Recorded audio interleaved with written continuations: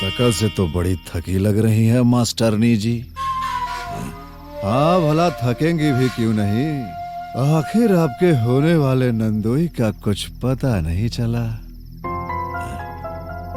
अगर ब्याह कटा तो मास्टरनी जी की बड़ी बदनामी होगी।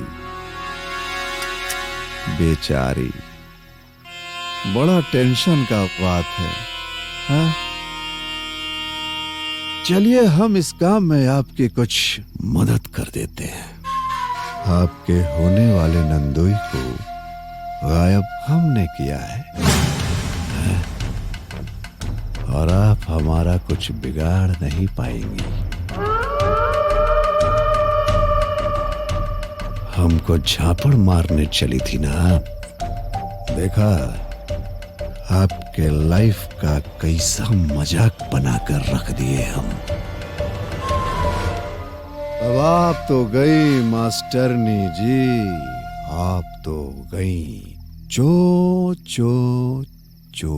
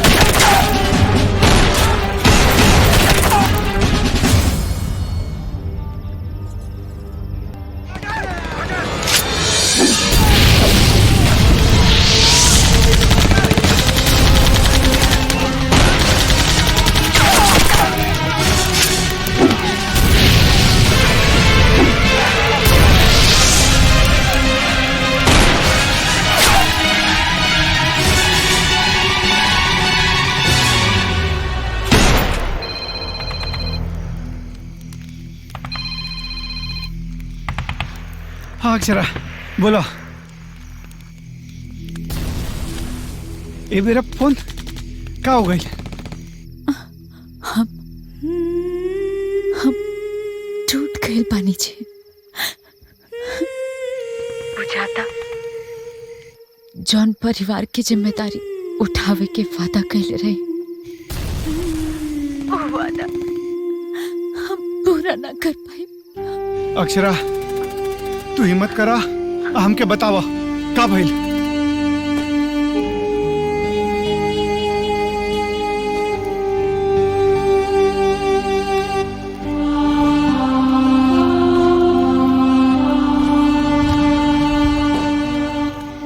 ई बहुत मुश्किल घड़ी बा अक्षरा, लेकिन हम जानता नहीं ए स्थिति से हमारे परिवार के केहू निकाल सकता तो तू ही निकाल सकता रहू। बस तू हिम्मत मत हारा।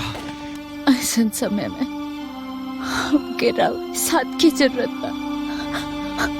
अक्षरा एवरे छावनी पर हमला हो गइल बा, आ तू जाना तारू कि देश के सुरक्षा से बढ़ के कुछ नहीं खाए है। तू अपने आप के पहचाना, अपने आप के पहचाना, हिम्मत दे अपने आप के, आ तू समझा ई तू ही कर सकेलू। अक्षरा हम सैनिक हई, आ बेरा हमार जरूरत देश के बाद देश के लाखों करोड़ों परिवार के बा। आई लाखों करोड़ों परिवार में केहू अक्षरा नहीं खे। तू बुझे तारू? चला तू तैयार रहा, हम करता नहीं। चला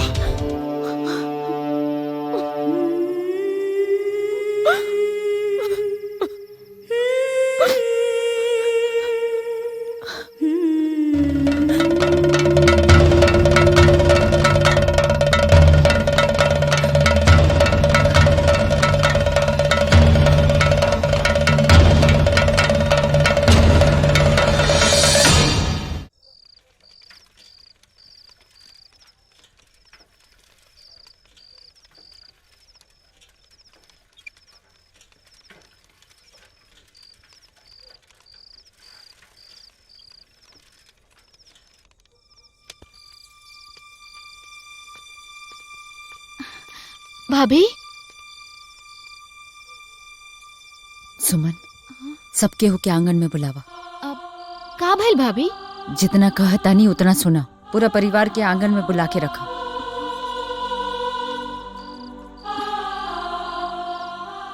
का बात बा बहुरिया? सबका के काहे खातिर बोलौले बाड़ू? अभी जौन हम बात कहे वाला बानी बाबूजी, ओकरा के सुनला के बाद रउआ लोग के दिल से ना, दिमाग से सोचे के पड़ी। कुछ हो करे से पहले रउआ लोगन एक बार जरूर सोचा, शादी ब्याह के घर के आंगन में अगर एगो बर्तन भी पटकाई तो आवाज पूरा गांव में फैली। का कहल चाहता रू दुल्हन? साफ साफ कहा ना। सुमन के ब्याह इतना आनन फानन में काहे तय भइल, यह बतावे की चाहता नहीं। सुमन और रवि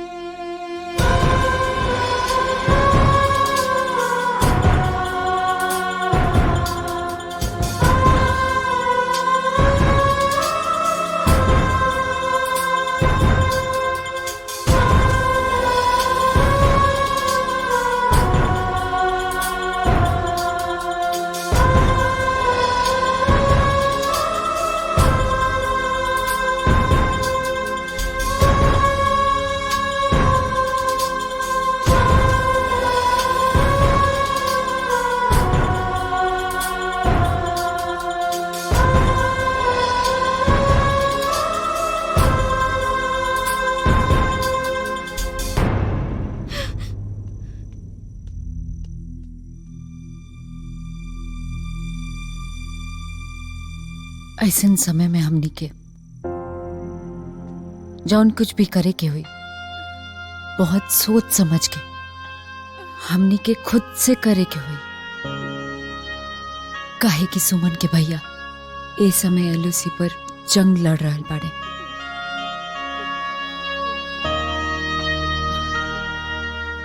बहुरिया, ए बहुरिया, ये परिवार के मान मर्यादा अब सब तोरे हाथ में बा। कुछ करके ये परिवार के बर्बाद होके से बचा ले।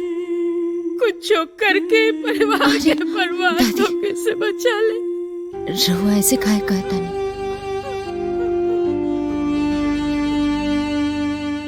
रहुआ चिंता मत करी, हम ये परिवार की इज्जत खातिर हम अपन खून के एक एक कतरा बहा दे, बाकी ये परिवार पे कबो आंच ना आवे दे।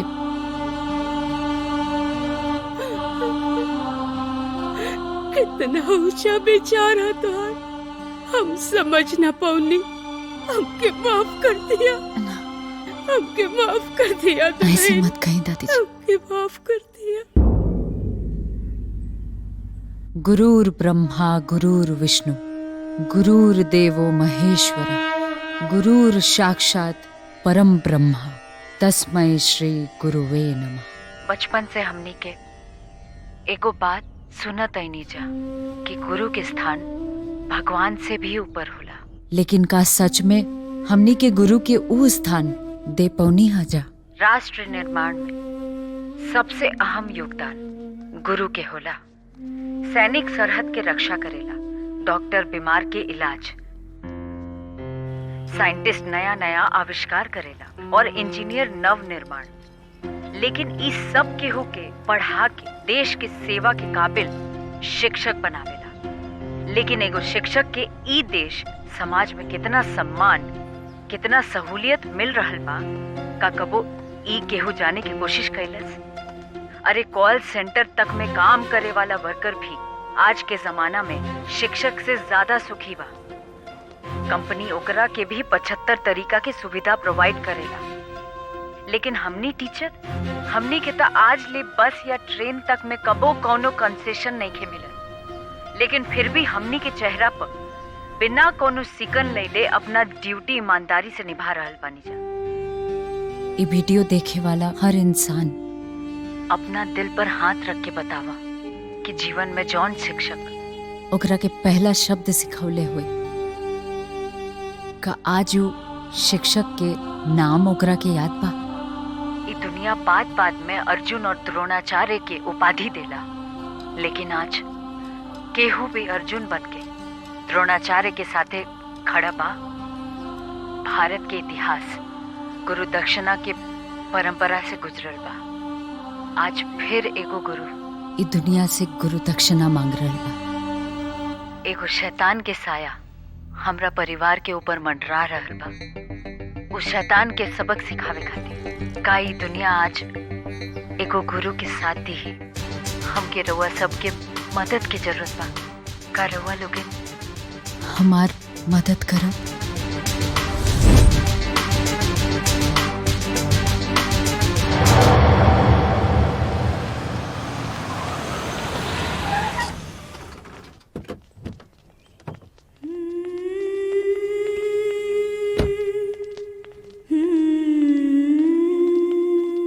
आज भी हमारा देश अपने शिक्षकों को सम्मान देना नहीं भूला है। अक्षरा जी, देखिए कितने सारे लोग आए हैं अपने गुरु को गुरु दक्षिणा देने। आ गइल बा ज्ञान मंडली ना मिले भागे के मौका। ओका बोका के मिट्टी हो अत्याचार। हे रेडी। बताइए मैडम, किस तरह का गुरु दक्षिणा पाना चाहती हैं आप अपने अर्जुनों से? हम शिक्षा को सेवा भाव से यहाँ बांटने आए थे, पर ब्राइट इंटरनेशनल स्कूल के एमडी विनोद प्रधान शिक्षा को बेचने वाली चीज समझते हैं, बांटने वाली नहीं। और तो और उन्होंने हमें विद्यादान करने से रोका, पर हम रुके नहीं। मुझे डराने के लिए वो हमारे घर तक पहुंच गए। हम हमारी ननद की शादी करने वाले हैं रवि नाम के लड़के से। उन्होंने ये शादी रोकने के लिए रवि का भी अपहरण कर लिया। रवि को खोजने में हमें आप सबका साथ चाहिए। देखिए, जो भी आरोप हमारे ऊपर लगाए जा रहे हैं वो गलत और बेबुनियाद है। अगर उन्हें लगता है कि रवि का अपहरण मैंने कराया है तो वो कोर्ट में जाएं, थाने में जाएं, क्योंकि इस तरीके से तमाशा खड़ा करने से कुछ हासिल नहीं होगा। तमाशा करना हमारा मकसद नहीं, बस सूरत बदलनी चाहिए। हम आप सबसे निवेदन करते हैं कि मुहूर्त खत्म होने से पहले हमारे रवि को ढूंढ लाइए। हम और हमारा परिवार जीवन भर आप सबका एहसानमंद रहेगा।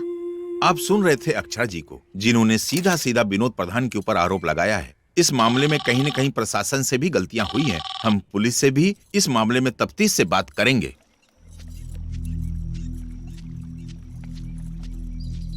मंटुआ, इतना जल्दी में एजा काहे बुलावले बाड़े? मैडम, पुजारी जी बताओ ताड़ा कि रउआ शोर शराबा करके रवि के जान मुसीबत में डाल दली। देखी, विनोद प्रधान बहुत ही खूंखार आदमी है और रवि के जान के पीछे पड़ जाई। रउआ ओकरे कुछ कहले पहले ना रवि के बचा ली। रउआ अगर विनोद प्रधान के पंडित हैं तो हमार मदद काहे के कर रहल बानी? गुरु दक्षिणा देवे खातिर। गुरु दक्षिणा?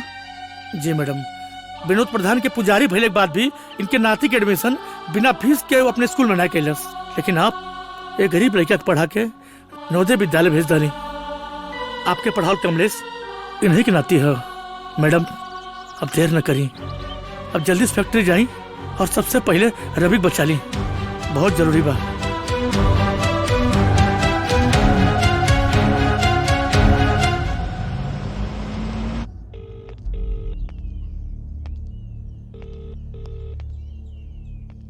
उड़ा दो।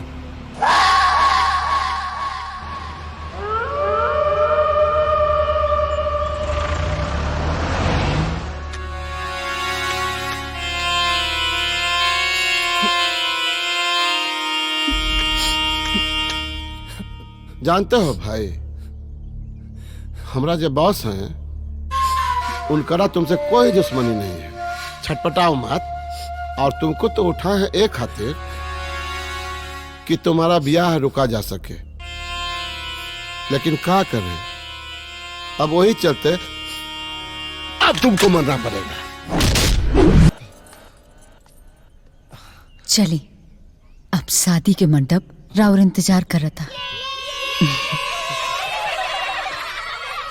ओम श्रीमन महागणाधिपतये नमः। वक्रतुंड महाकाय सूर्यकोटि समप्रभ निर्विघ्नं कुरु मे देव सर्वकार्येषु सर्वदा। सर्वमंगल मांगल्ये शिवे सर्वार्थ साधिके शरण्ये त्र्यंबके गौरी नारायणी नमस्ते। ओम शुभमस्तु। ये वर वधू दोनों अक्षत लीजिए। ओम जलम समर्पयामि, चढ़ाइए। ओम स्वस्ति न इंद्रो वृद्धश्रवाः स्वस्ति न पूषा विश्ववेदाः स्वस्ति नस्तारक्षो अरिष्टनेमि स्वस्ति नो बृहस्पतिर्दधातु। मंगलम भगवान विष्णु मंगलम गरुड़ध्वज मंगलम पुंडरीकाक्ष मंगलायतनो हरिः। अब आप सिंदूर दान कीजिए। हमारे सनातन संस्कृति और परंपरा में सब दानों में सबसे महान और पवित्र दान सिंदूर दान माना जाता है।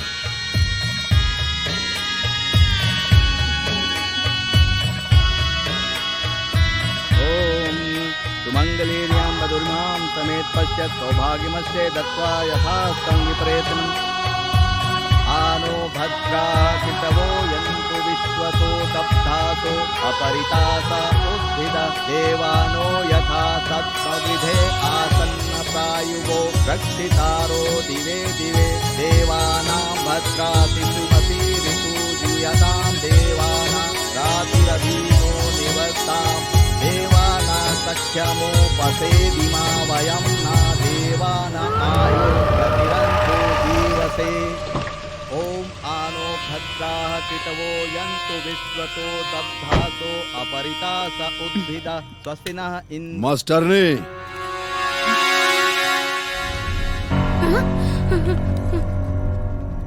हमरा गला में फांसी का फंदा डलवा के यहाँ वरमाला डलवा रही हो मास्टरनी जी।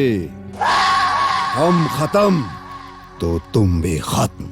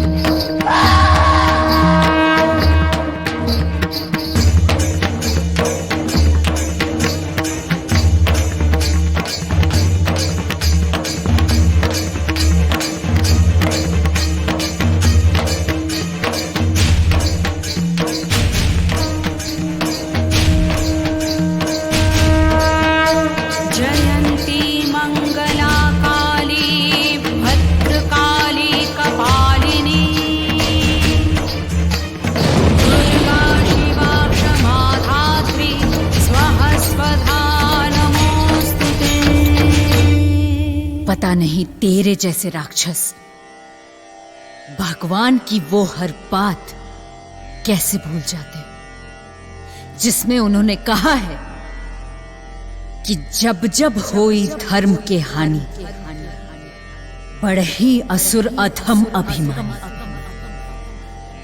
तब तब धर प्रभु विविध शरीरा हर ही दयानिधि सज्जन पीड़ा।